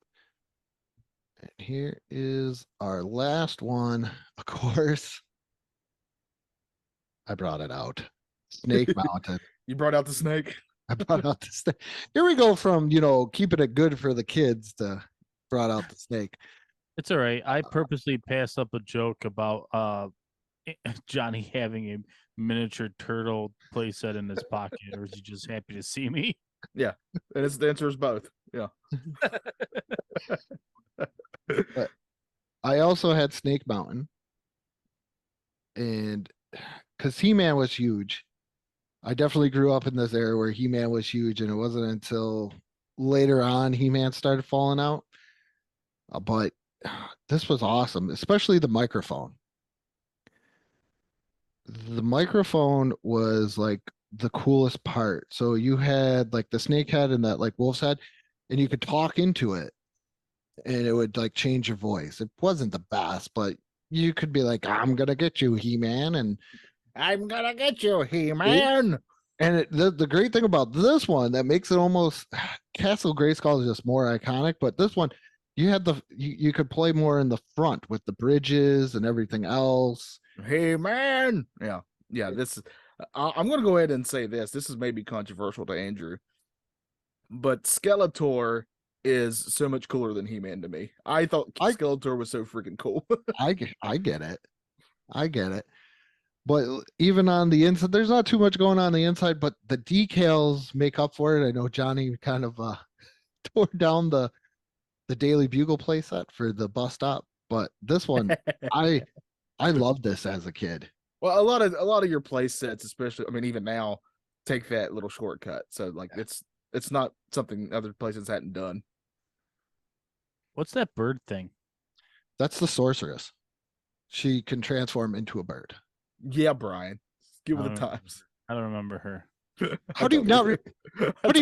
She's one of the only two people that know that Prince Adam is actually He-Man. Oh man. I almost called him Prince Valiant, but that's from that's from Sleeping Beauty, isn't it? Trying to get Motu guys to cancel our program, Brian. Like they're gonna be like, don't ever have Brian on your program again. Isn't He-Man just like a bit too, like just that name derivative? Like, I mean, yeah, it's a he and it's a man. Like, why do I need that to be the name? Yeah, why you gotta come on, guys? Prince Adam's a much better name than He-Man. Prince Adam's not that great. I actually found a He-Man and Skeletor ornament at Walmart. That's cool. But I'm just saying, like, just compare the names. He-Man to Skeletor. Skeletor just even sounds awesome. Because He-Man to me sounds like there was the American show with English words, and then China ripped it off, and then they called it He-Man. Yeah, where's She-Woman at? That's She-Ra. I know, but they should have named her She-Woman instead of She-Ra. They wanted to, but they felt She-Ra was better. Well, She-Ra is a better just name like than She-Woman. Skeletor's name was supposed to be D-Man. No. D-Man or Bone Man. No. Somebody in that board meeting, somebody along the I gotta get a Bone Man. I gotta get myself a Bone Man. Guys, we are treading way too closely to this. We got a lot of Do you know what Merman's original name was? No. Seaman. Well, in fairness, that's also a Dreamcast video game. Oh yeah, it's called Seaman. So. They will Dreamcast. They will tell you if you watch the Toys That Made Us, and which oddly enough, Andrew, you also had you communicated with Seaman as well, just like you communicate with this playset. But if you watch the Toys That Made Us and the Power of Grayskull documentary, you'll realize that most of the time when they were coming up with these names, they were pretty drunk, considering there is a guy called Whiplash and his tongue, or not Whiplash, tongue lasher, and his tongue goes in and out and retracts like the old Venom. Well, I mean, you can't. I mean, even if you don't care for He-Man toys, Yeah, you can't sit there and look at them and not say they didn't influence toy lines after them for sure. yeah. I mean, Ninja Turtles were obviously heavily influenced by He-Man figures. Same when you creator. get all these really, when you get these wild characters and stuff that they start making, like Ace the Duck, just throwing that out as an example. Love Ace the Duck. I do Sancho too. Jimbo. Oh yeah, yep. But they, the artist, the same the artist Bugle, created. Yeah. Oh, heavily influenced. But that is, It looks like it could have been a carrying case kind of too. that's what they wanted to do with a lot of their toys. Is there's a couple vehicles that are also even carrying cases as well. Okay. Very Where are we putting this? I think it's pretty cool. I'll go first, Johnny. I don't remember this, but if you had a family member or friend that had Castle Grayskull, then you would probably want this to like counter it. So like for that aspect, both of these are, both those toys and that toy line are fantastic. So I like this enough that it's better than Socks. I am torn on this because I wasn't a giant He-Man fan. I did always think Skeletor was freaking cool though. Just a great character design, and how evil is a man who has a skeleton for a face. That's just cool as a kid, and it's cool now. And isn't this technically supposed to be his place? Yes. Yeah. So that's where I'm torn on this, because I do think that Castle Grayskull is just a better playset than this. But the fact that you can actually talk into this and interact with it yourself, that's a cool little feature. So I'm going to go with, I didn't put a single playset, by the way, in the bottom tier, and I can't put this one in the bottom tier either. This is going better than Socks for me. This is top tier for me. It's just because it's He-Man. No, I get it. That's how I am with Turtles. So I totally get That it. That is, it is. I was writing everything down, but pretty much I think the only one that made the bottom tier was the Hall of Justice, and it was Brian. He just didn't get it, which very understandable. Yeah, which we get. We get that you didn't get it. But that concludes the tier list. Brian, guy on the couch, you want to tell everybody about what you're doing when you're not on the couch? Yeah, when you don't find me here, which who knows when that'll be again. I may be getting booted out forever, which is okay, because at least we're part of the same network, and I have one podcast with Johnny, so he's tied to me forever. I'm fine with it. I'm still doing crafting and drafting, your bi-weekly silly topic draft podcast. I've never fully grasped exactly how to explain that, but I think that works. The latest episode that you'll be able to hear was we did a sports movie podcast, that draft topic. It was fantastic, a lot of fun. I am still doing I just said crafting. 2-point conversation for now, until unfortunately we have to close the book on that chapter. And the Out of Tune podcast, also obviously on the network and wherever you find your podcasts, wherever you're listening to this podcast. That's the best thing about doing a podcast and then going on another person's podcast is you're like, hey, podcast. I do a podcast. Stay on this podcast app and go find my podcast. My friend. It used to be really cool when you could say I have a podcast, but now like everyone has one.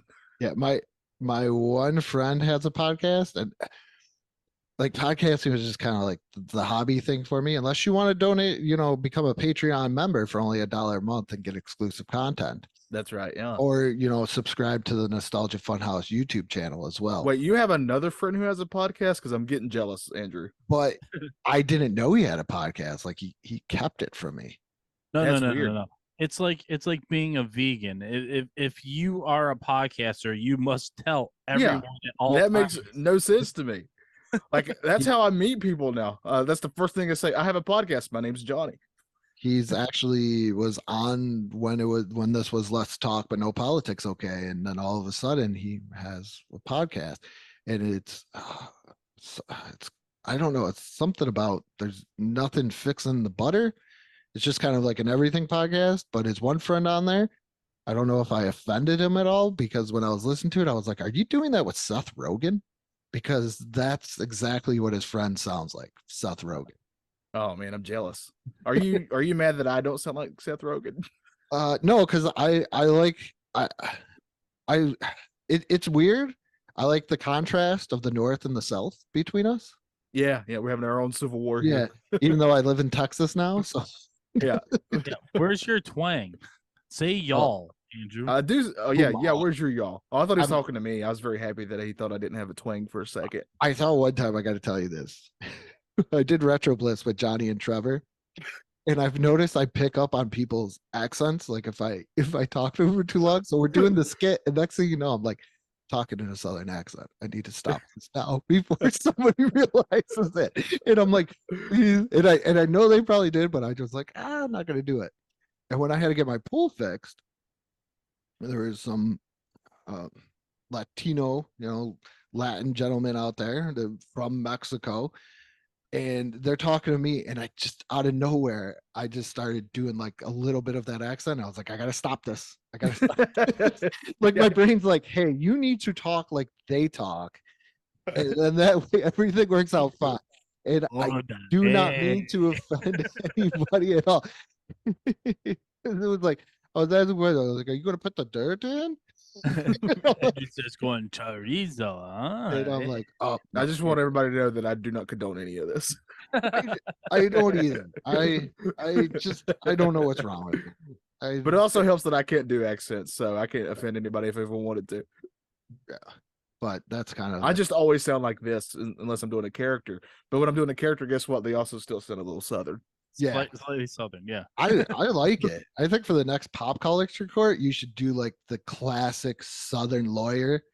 Well, I do declare. Yes, I would love that. Or I say. We need to do a skit where you like. This sounds so horrible. There's so many classic like Southern stereotypes, like the Southern cop. I can do them because I'm Southern. Yes. Andrew. Well, yes. technically you can too, because I'm considering you Southern now as well. I think I'm pretty much there. Like, yeah, you live in other Texas. than Brian the can't. If ranch. Brian does it, then our friendship's over. I have a bag of great value. Look, he's got fried- Egon. Fried. Yes, I have Egon. I have Egon, Peter, and Peter. Egon's my favorite. Winston is missing, and I'm mad about it. But no, I have a bag of fried okra in my freezer right now. So He's more Southern. He's way more Southern. Wow, you're bringing me back to hanging out with my grandma with the fried okra. I have. I think the most Southern thing I've done since I moved here that I never really realized was I've fried chicken in a cast iron skillet. hell yeah. Oh, that's good stuff, though. I don't understand why that's a bad thing. It's My not a guess bad was thing. gonna be that you went and got it from a gas station, which I heard is amazing. It is amazing. I never thought you could eat food from a gas station till I moved down south and QT and Bucky's and I used to get all my I used to work next door to a gas station. I would go there all the time for lunch because I could just walk to it and get myself a hot dog or whatever they had going on. Bucky's. A roller dog? Oh yeah, definitely a roller dog. Yeah, Bucky's is like the most amazing place on the face of the earth. Like there's like 2 for $1, Brian. those are the best. QT's always got killer deals. Bucky's is like a TNA truck stop mixed with Target. Yeah. Oh yeah, yeah. We're just now getting Bucky's Oh, in our area, sort of. I think the closest one's near Charlotte, which is like an hour from me. But yeah, they're definitely catching on. I've seen many a video and I've heard many a people talk about how great that place is. it is one of those places where I want to try the food. I've heard nothing but great things about the food. the only thing I've ever had bad at Bucky's was the key lime pudding. And it was just too like sour and tart. Yeah. So but the brisket sandwich isn't bad. I've eaten breakfast at Bucky's. I've eaten lunch at That's Bucky's. in Texas. He said those words in Texas that he had the brisket sandwich. They told me to. Yeah. When we first came here for vacation, my daughter was trying out for the softball team, and the guy was like, "Hey, have you guys been to Bucky's?" And I'm like, "No." And it's like, "Oh, it's a huge gas station. They got a pretty good brisket sandwich." And I'm like, I don't eat at a gas station, man. I'm from New York. What do you want me to die at some point?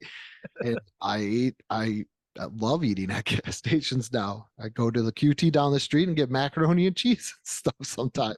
And you get a free fountain drink with your purchase of mac and cheese. And those fountain drinks, you get like an 85-ounce fountain drink for like $1. It's so great. Yeah.